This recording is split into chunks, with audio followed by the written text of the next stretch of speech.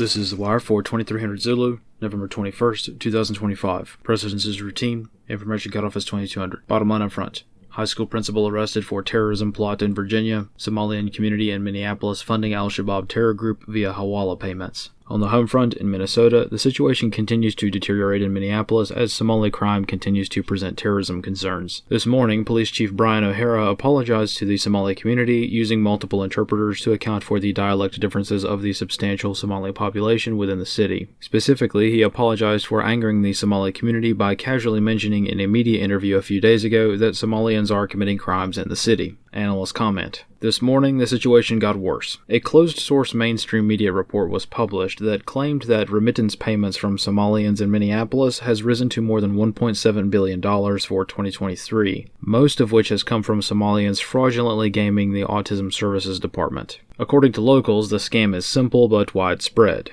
Somalian parents will take their children to Somalian doctors who will fraudulently diagnose their children with autism. From there, Somalian community leaders, including elected officials, will facilitate the enrollment of the children in autism services programs, artificially driving up numbers and subsequently state funding. Over time, a lot of money ends up allocated to programs and even people that simply don't exist. All of this is pencil-whipped efficiently. Medical records are falsified, children that don't even exist have full attendance records at autism clinics that also don't exist, and the money flows freely from the state, with everyone along the way getting a cash payment as part of their cut for the racket.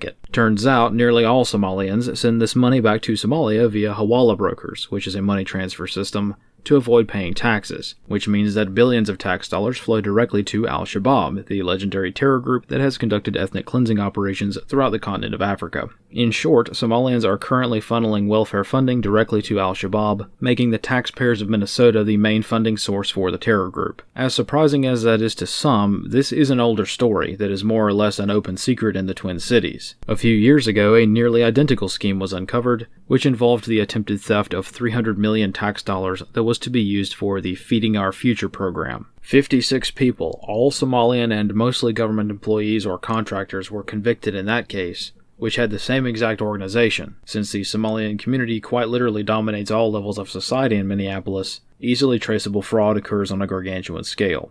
In Virginia, this morning 2 individuals were arrested after planning to conduct terror attacks against ICE agents. 2 brothers, Mark and John Bennett, were arrested after planning to fly to Las Vegas in order to meet up with other insurgents to conduct attacks against ICE agents.